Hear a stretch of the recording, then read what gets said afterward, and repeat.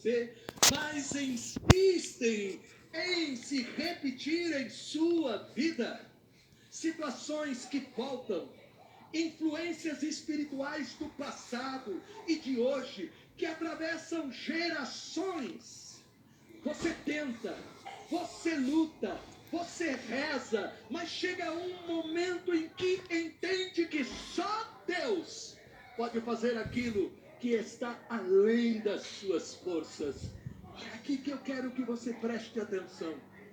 Quando nós rendemos as nossas armas, quando nós deixamos de ser autossuficientes, de imaginar que nós sozinhos podemos enfrentar as situações de luta da nossa vida, quando, portanto, nós paramos desta pretensão, é neste momento que nasce a oração do impossível. Porque a gente vai, como a Virgem Maria, na Anunciação, descobrir que nós não podemos. Ela não poderia normalmente, humanamente, gerar a criança sozinha no ventre dela. Mas o milagre aconteceu porque ela acreditou e Deus fez a parte dele. A sua parte é acreditar. A sua parte é ter a certeza de que para Deus não existem coisas impossíveis. E Deus realizará. Amém? Portanto, meu querido e minha querida, a oração do impossível não é como um último recurso, mas é um ato de fé confiante, um ato de fé decidido. Você precisa, para alcançar esta fé que remove montanhas, você precisa compreender que existem muros espirituais reais que têm impedido muitas vezes a graça de agir plenamente na tua vida.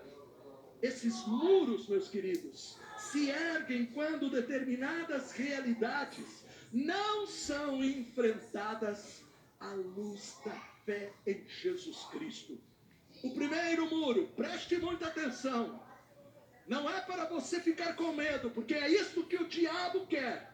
Você ouve algo que é muito forte e você, por causa daquilo que você está ouvindo, porque talvez você tenha a tendência para ficar apavorado, você não toma posse daquilo que o Senhor está revelando, não para te acusar, não para causar pânico, mas está revelando para te libertar. O primeiro muro são as heranças hereditárias espirituais. A palavra de Deus, portanto, a Bíblia revela que o pecado gera consequências. O livro do Êxodo, no capítulo 20, versículo 5, página 120 da Bíblia Ave Maria, está revelado Deus dizendo: eu sou o Senhor, teu Deus, um Deus zeloso, que vinga a iniquidade dos pais, dos filhos, e dos netos, e dos bisnetos, daqueles que me odeiam. No primeiro momento, essa palavra causa pânico. Verdade ou mentira? Verdade ou mentira? Verdade. No primeiro momento, lendo este versículo sozinho, nós ficamos apavorados, porque Deus está dizendo: eu me vingo. Porém, primeiro, o que é que Deus está querendo falar? Deus está querendo falar que o pecado não tratado, não cuidado, ele cria marcas espirituais que podem abrir portas para as influências malignas que afetam as gerações seguintes. Portanto, algo que aconteceu lá no passado, da história da tua família, um envolvimento com algo que não era positivo, que não era de Deus, pode ter influência lá na frente nos descendentes. Porém, Deus, e é aqui que você tem que prestar atenção, que é rico em misericórdia, em Ezequiel, no capítulo 18, versículo 20, página 1145 da Bíblia Ave Maria, vai dizer: nem o filho responderá pelas faltas do pai, nem o pai pelas do Filho, e ao justo que se imputará a sua justiça, e ao mal a sua malícia.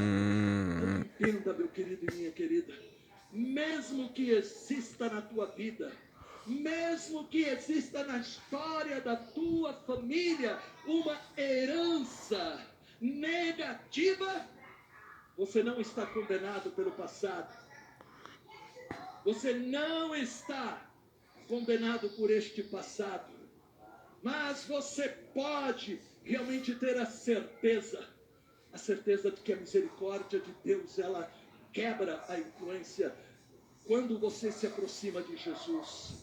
A misericórdia de Deus vem justamente para cortar aquilo que muitas vezes está percorrendo a história da tua família, a história da tua vida.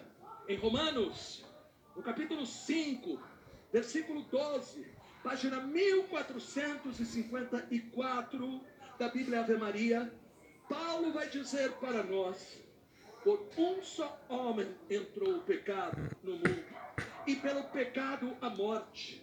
Assim também a morte passou a todos os homens, porque todos pecaram. Jesus se fez maldição por nós. Amém? Jesus tomou o nosso lugar na cruz. E por causa da cruz de Cristo, foi cortada aquela maldição que existia sobre você. Portanto, existem três realidades. A primeira, quando Jesus morreu, diante de Deus você foi justificado e deixou de existir acusação contra você. Amém? Porém, para que você possa tomar posse desta vitória, vem o segundo ponto, que é a regeneração.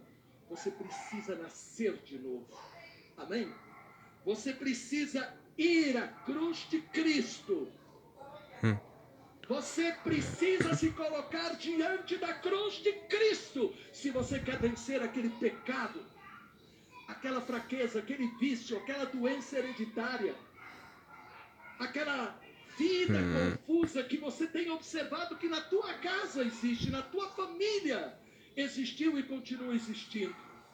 Você precisa ir à cruz. E você precisa reivindicar. Você precisa tomar posse deste poder nascendo de novo por obra da água e do Espírito Santo. Amém? Portanto, este é o primeiro ponto. O primeiro muro. O segundo muro é o envolvimento com falsas doutrinas. A Escritura alerta claramente em 1 Timóteo, no capítulo 4, versículo 1, página 1519 da Bíblia Ave Maria. E aqui está escrito: o Espírito diz expressamente que nos tempos vindouros alguns hão de se apostatar da fé, dando ouvidos a espíritos embusteiros e a doutrinas diabólicas. Esta palavra mais do que nunca está se cumprindo em nossos dias. Preste muita atenção. No relativismo religioso, quantas pessoas que se dizem cristãs, quantas pessoas que se dizem católicas e dizem que todas as crenças são iguais.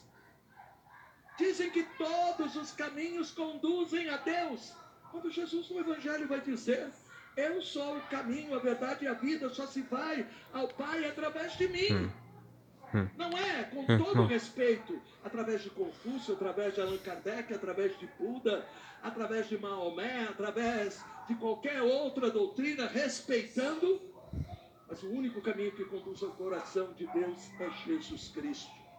Portanto, nós vivemos, e tome muito cuidado, porque isso tem entrado na igreja. Tem entrado na igreja o sincretismo religioso, que tenta misturar a fé cristã com práticas esotéricas. Quando a fé vai se apagando, é preciso pegar muletas. É preciso dar cursos destas coisas. E o sincretismo religioso, as práticas esotéricas, energias, horóscopos, constelações espirituais, que prometem luz, mas trazem trevas da confusão espiritual. Isso está entrando nas igrejas. Nós temos que estar atentos. Amém? A nossa fé não pode ser, uma salada. Mas a nossa fé tem que ter um único Senhor e Salvador que se chama Jesus Cristo. Amém? É Ele. E somente Ele que nós devemos seguir, e nele nós temos toda a graça e todo o poder. Quando nós nos deixamos fascinar, primeiro, isso é falta de fé. A fé esfria. A oração começa a desaparecer. A Bíblia não entra mais em cena. A Eucaristia é só uma obrigação exterior, cheia de, às vezes, de tanta coisa, mas sem o coração. A convicção que está recebendo realmente o autor da fé e dos milagres. Quando se perde esta convicção da força e do poder de Jesus, que dá o Espírito Santo, que está presente na Eucaristia, que perdoa no sacramento da confissão, quando a oração volta a repetir, vai, sendo substituída, a pessoa já levanta e pega o celular, nem se diz, bom dia, Jesus. Ele já pega o celular e manda uma mensagem. Põe lá, bom dia para todos. Primeiro bom dia para Jesus. E pedindo o Espírito Santo. Amém? O primeiro bom dia é pegar a Bíblia, a palavra de Deus. Muitas vezes antes de tomar banho, antes de tomar café, a gente não esquece de tomar café, mas esquece de meditar a palavra de Deus. A gente esquece de meditar a palavra de Deus todos os dias. Portanto, nós temos que entender que nós temos que realmente entrar nesta luta espiritual. O terceiro e mais grave é o pecado, o terceiro muro. Mais grave ainda é o pecado contra o Espírito Santo. Em Mateus 12, 31, Jesus vai dizer, página 1298 da Bíblia Ave Maria, eu vos digo, todo pecado e toda blasfêmia serão perdoadas aos homens, mas a blasfêmia contra o Espírito Santo não lhe será perdoada. Esse muro se levanta quando a pessoa endurece o coração e rejeita a ação salvadora de Deus. O Catecismo da Igreja Católica ensina que esta recusa da misericórdia e do perdão oferecidos pelo Espírito Santo fecha o coração ao arrependimento e impede Deus de agir. Se eu quero que a minha oração do impossível realmente derrube estes muros, derrube e tire as montanhas, se eu quero que a oração do impossível abra portas que estavam fechadas, realize milagres no meu corpo, eu preciso me colocar diante de Deus. E eu preciso dizer, Senhor, lava-me com o precioso sangue. Senhor, porque eu creio agora, e levante a sua mão. Diga comigo, eu creio que se eu disser ao meu problema agora, levanta-te e não me atormentes mais, assim é feito. Porque eu creio, Jesus, no teu poder. Diga, eu tomo posse do impossível. Procure lembrar do teu impossível. Levante a mão, continue. Procure lembrar, e eu estendo a minha mão. Quebro todos os muros das maldições, das heranças hereditárias.